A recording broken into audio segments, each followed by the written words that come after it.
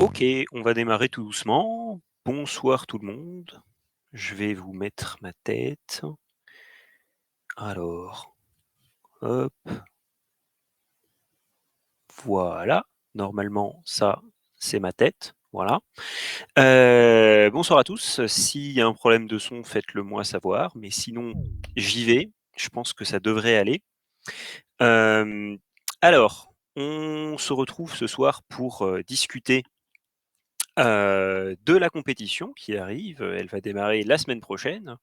Et en particulier, ce qu'on va voir au programme d'aujourd'hui, c'est des bases, en fait, des petits éléments par-ci par-là qui, je pense, sont intéressants ou importants pour la compétition.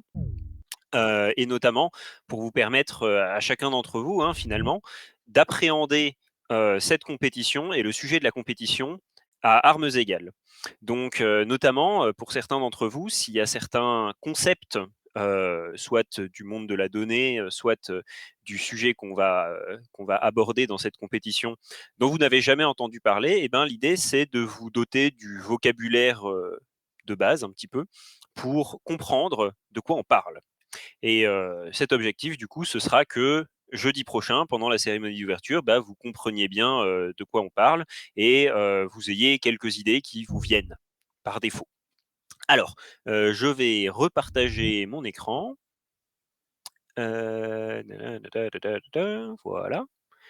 je repartage mon écran. Normalement, là, vous avez la présentation et normalement, là, c'est la première slide. Alors, si ça n'est pas la première slide, que quelqu'un s'unmute et me le dise, sinon je balance.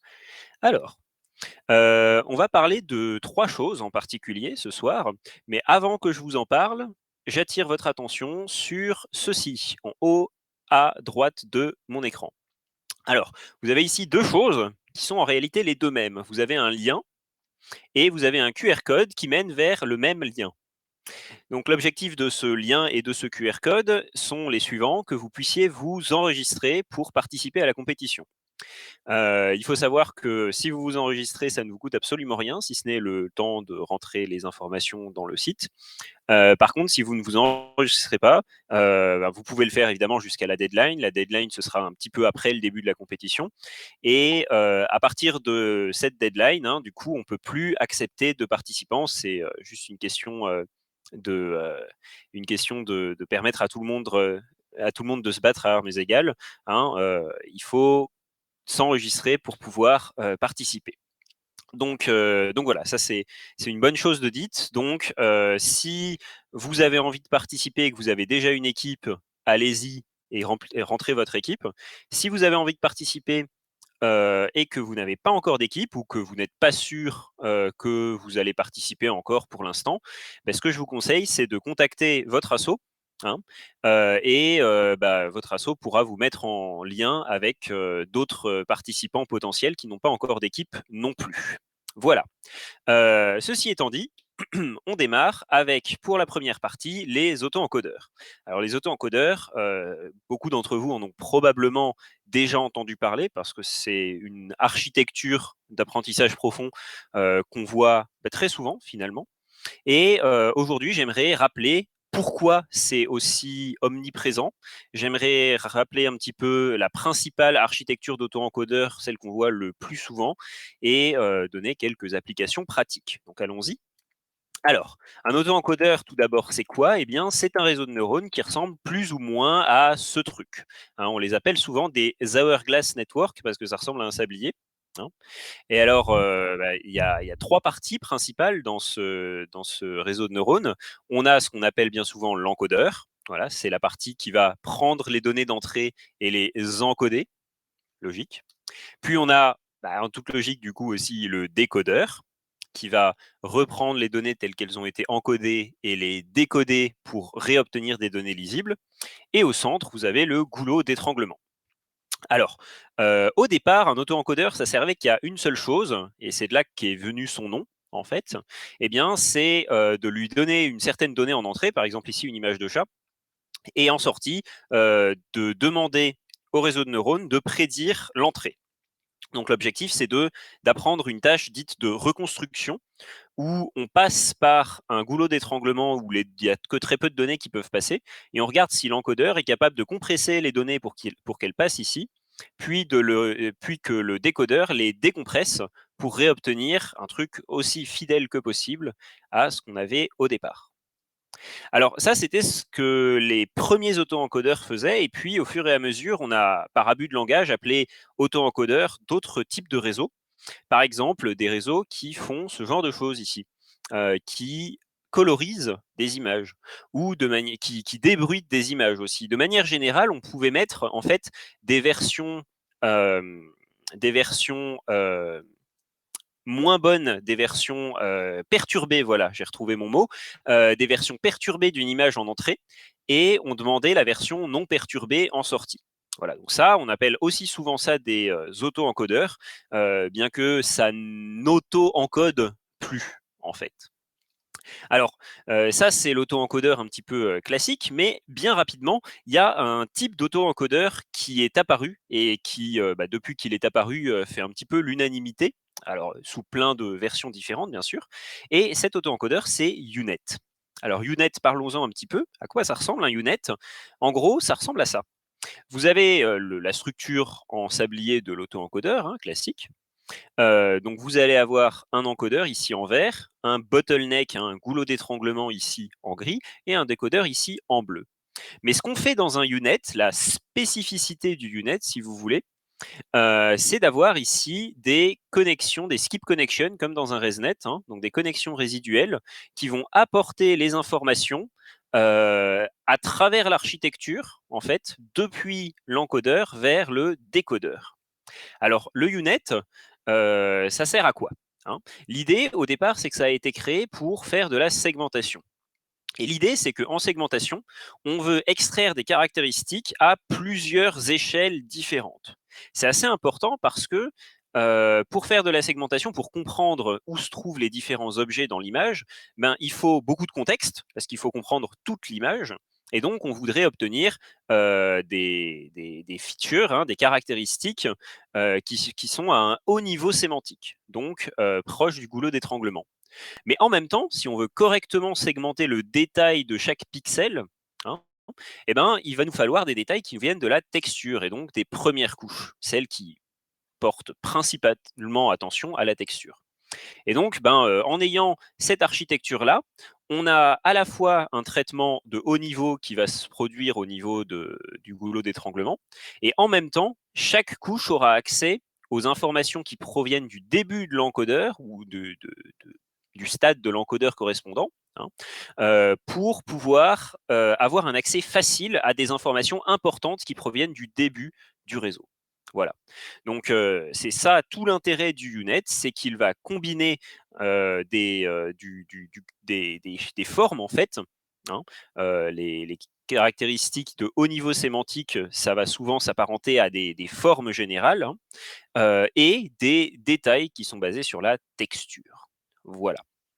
Alors, UNet, à partir du moment où le papier est sorti, il a très vite atteint pas mal de citations. Ça reste l'un des gros papiers du monde du deep learning, donc il a beaucoup, beaucoup de citations. Et en particulier, il y a eu plein de petites variations qui sont apparues, hein. Donc ici, par exemple, dans ce papier-là, les auteurs avaient essayé de mettre une couche au centre qui rendait meilleur le traitement des caractéristiques au milieu, parce que quand vous faites tout ce gros encodeur et ce gros décodeur, eh ben, ça prend beaucoup de paramètres, et donc parfois on n'avait pas assez de puissance de calcul pour processer ce qu'il y a au milieu. Et donc ça ici, c'est une couche dérivée de ce que vous avez peut-être déjà vu, hein, ASPP, donc c'est Atrue Spatial Pyramid Pooling, un truc comme ça. Et ça permet de plus rapidement atteindre finalement en très très peu de couches un champ récepteur complet. Voilà, c'était ça l'intérêt de cette petite couche-là. Aussi, on a eu un truc qui ressemblait à ça s'appelait UNet++. Et le UNet++, il a aussi la structure, donc ici la structure que vous voyez en noir, c'est la structure du UNet, hein. Vous allez avoir un encodeur qui va aller de plus en plus profond dans dans les caractéristiques, et vous allez avoir ici en noir en pointillé, hein, toutes les skip connections qui arrivent vers le décodeur. Et ben, le UNet++, ce qui s'est dit, c'est en plus de ça, on va rajouter des branches supplémentaires, hein, qui peuvent skipper totalement les parties plus profondes. Et donc, à chaque fois qu'on va avancer de 1 dans le décodeur, et ben, finalement, on va s'arrêter là et repartir en arrière dans le décodeur pour obtenir une loss basée sur toutes ces caractéristiques différentes. On avait aussi évidemment, hein, des dispositifs d'attention. Dispositifs d'attention, c'est pour ceux d'entre vous qui avaient fait un petit peu de NLP qu'on ne présente plus. Dispositifs d'attention, comment ils étaient utilisés dans les UNet? En fait, l'idée, c'était d'aller voir les caractéristiques qui sortent d'un morceau de l'encodeur et au lieu de simplement les transmettre telles quelles au décodeur, eh ben, on va demander à la couche d'avant du décodeur de dire à quels endroits il faut prêter attention aux features qui sortent de l'encodeur. Voilà. Puis une autre version de celle-ci, encore plus poussée, c'était celle-là, qui est d'ailleurs principalement adaptée. Donc, si vous avez envie d'aller regarder ce petit papier là pour la compétition, cette architecture était principalement adaptée au même genre de données que les données de la compétition. Et c'est le même concept, hein. À chaque fois, vous allez avoir sur les couches du décodeur, hein, un élément de la couche du décodeur qui va venir dire de quelle manière il faut prêter attention à la couche correspondante de l'encodeur. C'est le même concept, simplement c'est un petit peu plus détaillé. Ok, alors ça c'est ce que j'avais à vous dire sur les auto-encodeurs, pour un petit peu vous donner des idées générales, et puis surtout pour que le concept d'auto-encodeur et le concept de UNet vous soient pas complètement inconnus, hein, s'il y en a parmi vous qui ne connaissiez pas. Alors, on va faire une grosse phase de questions-réponses à la fin de la présentation, mais déjà à ce stade, hein, si vous avez des questions, je peux prendre quelques questions. Donc, je vous écoute, s'il y a des gens qui veulent des petites précisions, on peut le faire maintenant.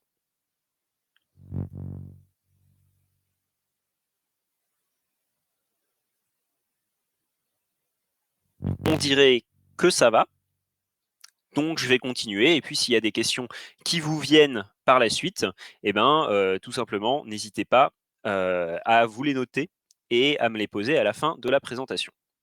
Alors, deuxième. Ah non, en fait, il y en avait d'autres. Pardon. J'avais oublié des slides. Donc ces petites slides-là, elles étaient moins importantes, c'est pour ça que j'ai réussi à les oublier. C'était juste pour, vous montrer des petites applications, des auto-encodeurs. Alors là, par exemple, ça, c'est peut-être un schéma que vous avez déjà vu. C'est le schéma qui est très connu des transformers, hein, de ces fameux gros réseaux de neurones qui sont si puissants pour process du texte, hein, notamment ChatGPT, c'est des transformers.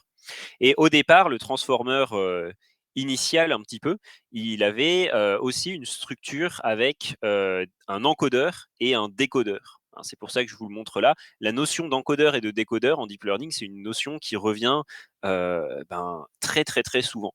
Donc voilà, les transformers aussi, c'était pas tout à fait un auto-encodeur bien sûr, mais on avait aussi une notion d'encodage et une notion de décodage.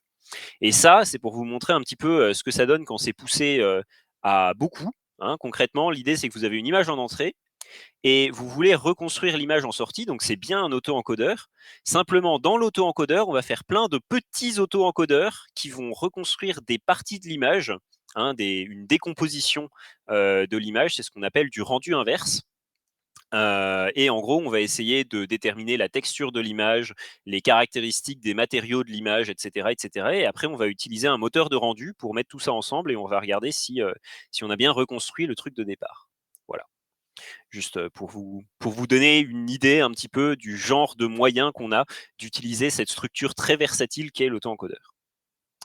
Ok, et donc j'en arrive cette fois-ci à ma partie 2, qui est des bases un petit peu sur la data science de l'observation de la Terre.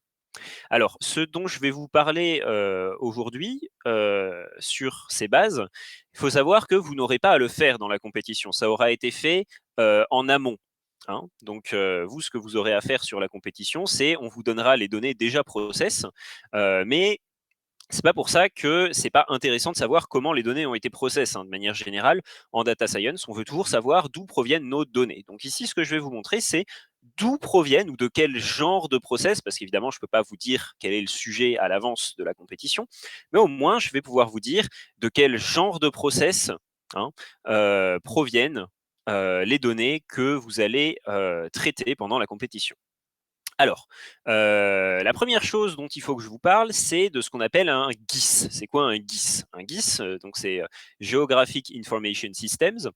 Le concept de base du GIS, c'est de mettre en corrélation des données avec des localisations. Voilà, donc c'est tout simple. Vous vous imaginez une carte, et sur cette carte, si vous pouvez associer une certaine donnée à un certain point sur la carte ou à une certaine zone sur la carte, eh bien, techniquement, c'est un GIS. Simplement, c'est un GIS très, très basique.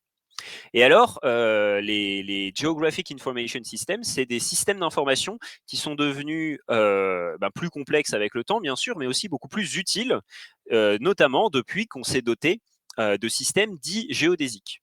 Un système géodésique, c'est quoi? C'est un système qui permet de localiser avec un repère un point qui se trouve sur Terre ou pas loin de la Terre. En gros, c'est un repère qui permet de localiser tous les points aux alentours de la planète Terre. Donc, il y en a plein des systèmes géodésiques. Le plus courant, c'est celui-ci. Celui-ci, je crois que c'est celui qui a cours aux États-Unis. Celui-ci, il a cours en France. Enfin bref, chaque pays fait un peu le sien. Et il y en a aussi qui sont un peu plus internationaux.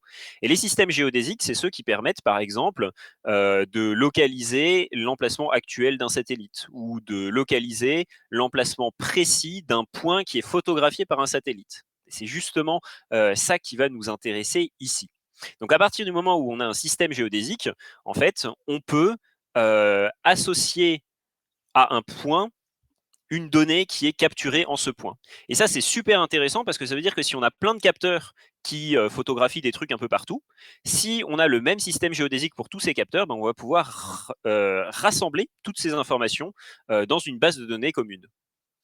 Alors, du coup, petit 2, l'acquisition de données multispectrales. Alors voilà, c'est un spoiler, on va avoir affaire à des données de type multispectral. Alors, c'est quoi des données multispectrales? C'est ce qu'on va voir. Pour acquérir des données multispectrales, on peut procéder de plusieurs manières, mais en l'occurrence, ce qui va nous intéresser, c'est les satellites. Donc, vous allez avoir un satellite qui va survoler une zone à intervalles réguliers, et à chaque fois que votre satellite passe au-dessus de la zone, il scanne la zone. Super. Alors, scanner la zone avec un capteur multispectral, ça veut dire quoi? Ça veut dire que, on va prendre une photo, concrètement. Simplement, au lieu d'utiliser un appareil photo qui ne fonctionne que dans le visible, eh bien, on va pour chaque pixel, et les pixels sont géolocalisés, c'est ce que je vous disais sur la slide précédente, on va pour chaque pixel réussir à avoir tout un spectre d'émission. Et ce spectre d'émission, comme vous vous en doutez, c'est beaucoup plus précieux, ça contient beaucoup plus d'informations que simplement une image qui est enregistrée sous le format RGB, quoi. Alors ça, pour être précis, c'est pas multispectral, c'est hyperspectral. Hyperspectral, c'est quand vous avez vraiment plein de bandes de manière à ce qu'on puisse approximer un spectre continu. Et l'idée, bien souvent, c'est que ces bandes, on va les vouloir à peu près de 400, 450 jusqu'à peu près 2500. Pourquoi? Parce que vers les 400, 450, on est plus ou moins vers le bleu. Et pour les 2500, on est dans l'infrarouge profond.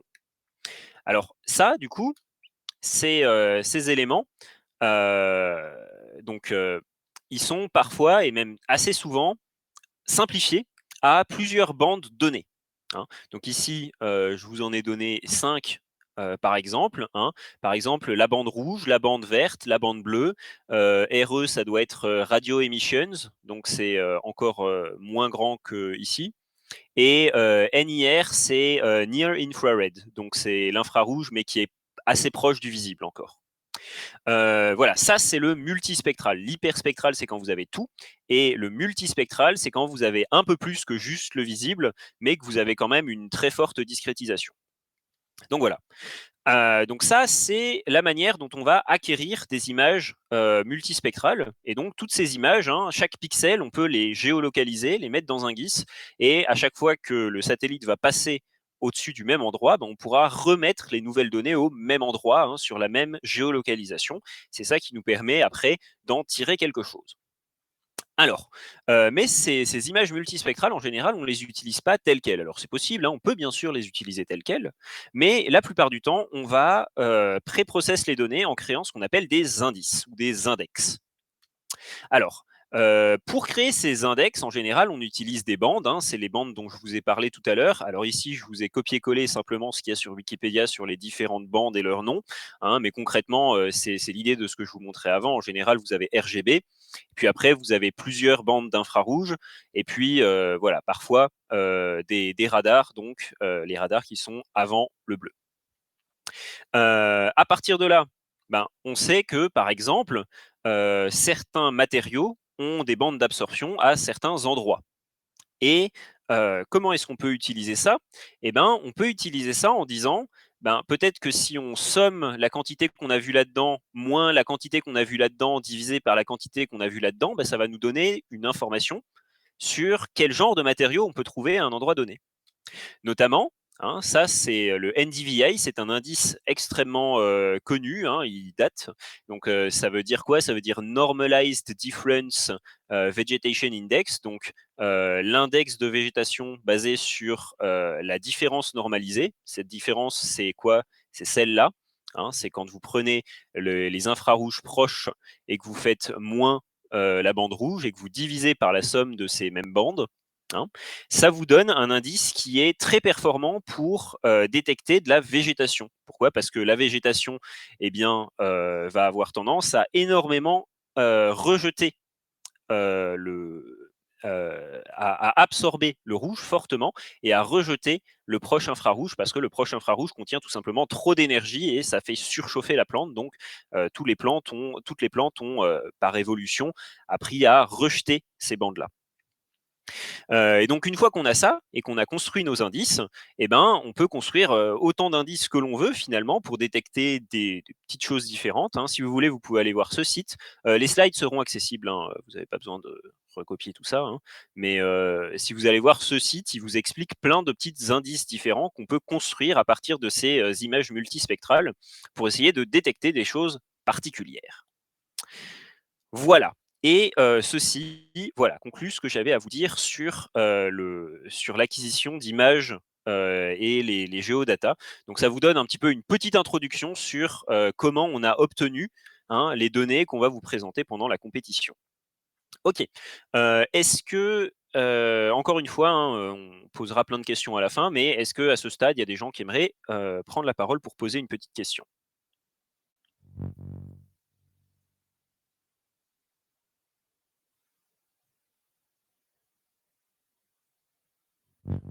Il semblerait qu'on soit bon. Et du coup, je vais enchaîner avec la partie 3. La partie 3 qui a trait donc aux licences.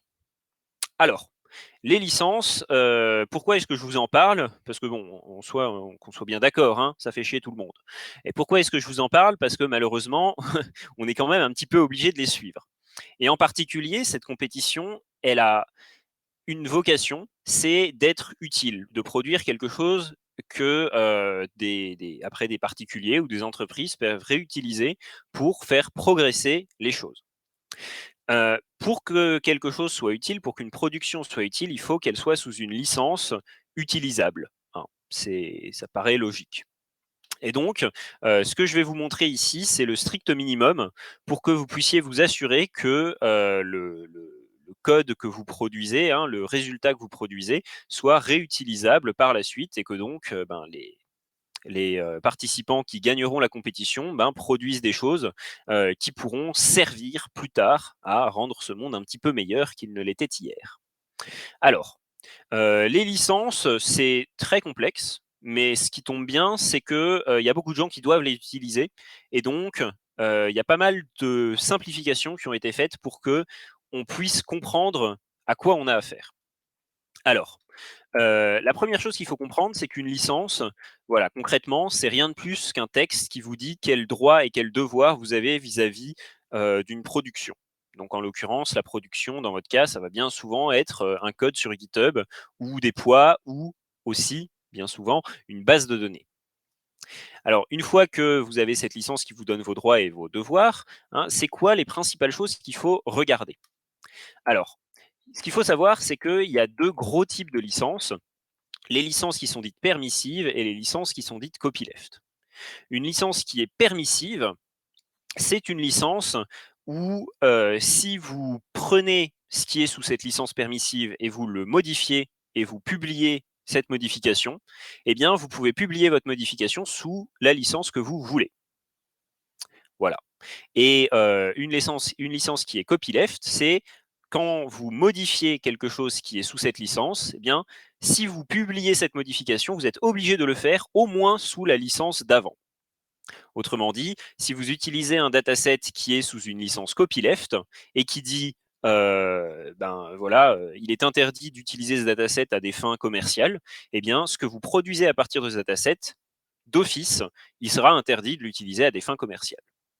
Donc voilà, je vous donne ici quelques exemples des noms de licences connues qui sont permissives et des noms de licences connues qui sont copyleft.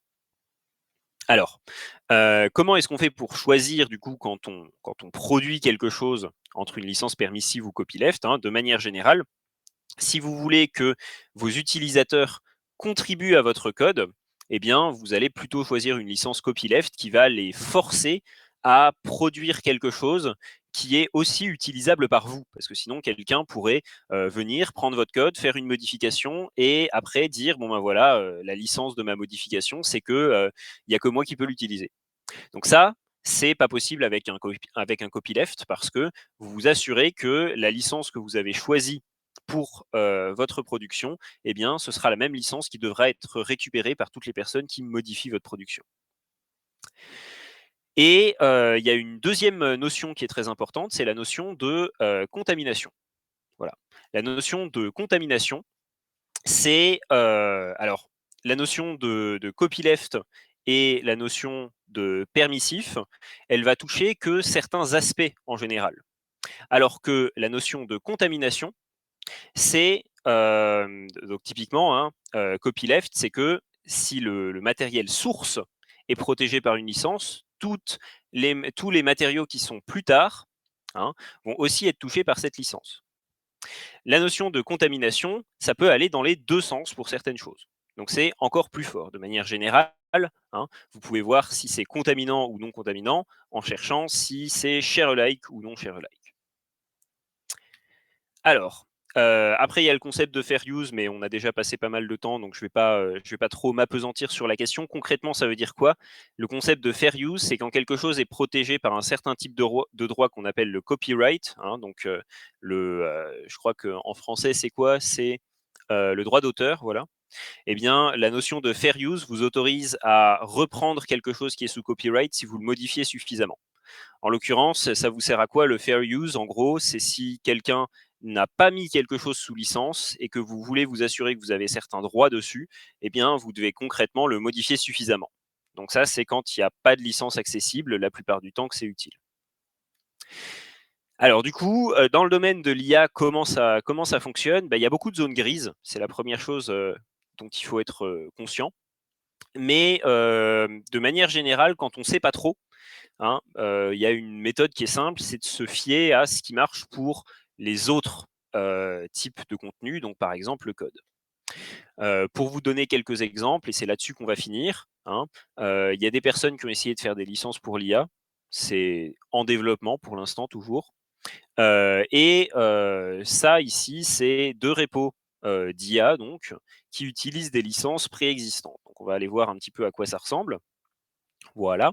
Alors, la licence, pour l'IA, voilà, elle ressemble concrètement, à ce petit truc-là. Donc pour l'instant, il n'y a pas grand-chose. Je vous laisse aller regarder par vous-même si ça vous intéresse. Je vais plutôt vous montrer celle-ci. Alors, ça, c'est un repo du coup, qui est sur, plein de modèles différents. Il y a de la classification, il y a de la segmentation et de manière générale, c'est surtout pour des images. Hein. Et sur GitHub, il y a un truc qui est bien pratique, c'est que sur le côté, ici, vous voyez le type de licence si GitHub a réussi à la détecter. Et ici, on vous dit, c'est Apache 2.0. Et si vous cliquez dessus, eh bien, comme Apache 2.0, c'est une licence connue, eh ben, GitHub va vous faire un petit résumé de toutes les choses que vous devez savoir. Typiquement, Apache 2.0, c'est OK pour utilisation commerciale. C'est la principale chose que vous voulez savoir dessus. Et si on passe ici à StyleGAN 2, alors StyleGAN 2, la licence, elle a bien été détectée, mais GitHub ne sait pas laquelle c'est. Donc on va aller voir un petit peu le détail. Ici, on voit que comme GitHub ne sait pas laquelle c'est, il n'a pas pu faire son petit résumé comme ici, malheureusement. Mais si on s'intéresse aux détails de la chose, hein, si vous regardez, c'est pas très long hein, en réalité, c'est juste ce petit texte-là. Et parmi ce petit texte-là, il y a beaucoup de choses qui ne servent pas à grand-chose. Typiquement, tout ça, c'est des définitions. Si vous connaissez les définitions, vous pouvez skip. Après, vous avez ce petit passage-là. C'est en gros les droits que vous donne cette licence. Et concrètement, ce passage-là va typiquement, hein, en général, vous donner tous les droits. Pourquoi? Parce que juste après, il y a un passage qui dit limitation qui va venir limiter ces droits. Donc ce petit passage-là, la plupart du temps, il n'est pas très intéressant non plus, parce qu'il va juste vous dire, vous pouvez tout faire. Et puis après, il y a le passage qui dit, mais pas ça. Et le passage qui dit, mais pas ça, du coup, c'est ça qui nous intéresse. Donc là, vous pouvez voir qu'il y a en gros 6 petits paragraphes à lire, et vous avez fini. Parce que après, le reste, c'est des trucs classiques qui ne vous disent pas grand-chose que vous avez nécessairement besoin de savoir. Hein. En gros, c'est juste des disclaimers. Alors du coup, les 6 petites là, c'est tout ce que vous avez à lire. On ne va pas rentrer dans le détail encore une fois, hein, mais concrètement, si vous le lisiez, vous vous rendriez compte que vous avez plus ou moins le droit de faire à peu près ce que vous voulez, si tant est que vous ne le faites pas à des fins commerciales et que tout ce que vous faites avec tombe sous la même licence que cette licence-là. Et donc, tout ce que vous faites avec StyleGAN 2, ça ne peut pas être utilisé à des fins commerciales, typiquement. Voilà. Et ceci étant dit, cela termine ce que j'avais à vous expliquer dans cette formation. Et donc maintenant, si vous avez des questions, ça peut être des questions sur n'importe quoi. Hein. On est là aussi pour parler de la compétition. Donc si vous avez des questions sur la compétition et que je peux y répondre, bien sûr, hein, je me ferai aussi bien sûr un plaisir de le faire. Et si vous avez des questions sur les différents thèmes que j'ai abordés ce soir, je le ferai aussi. Alors, est-ce qu'il y a des questions donc?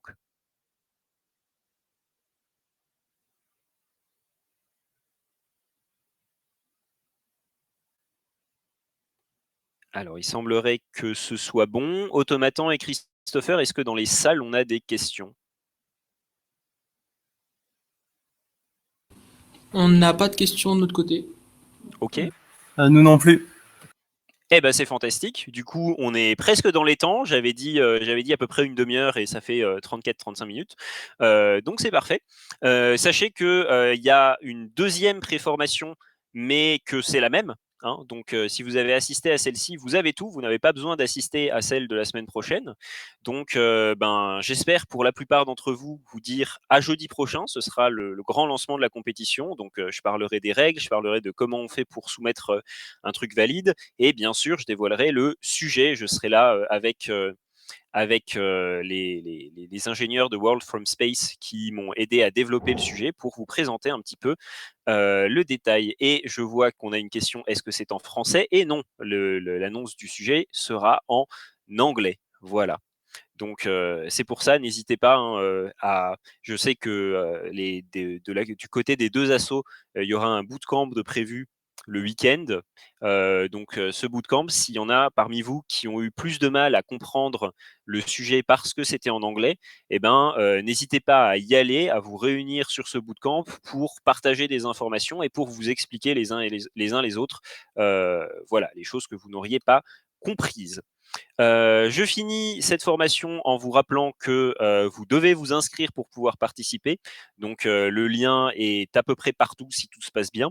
Voilà, si vous n'avez pas encore d'équipe et que vous en cherchez une, contactez vos assos, ils pourront vous aider.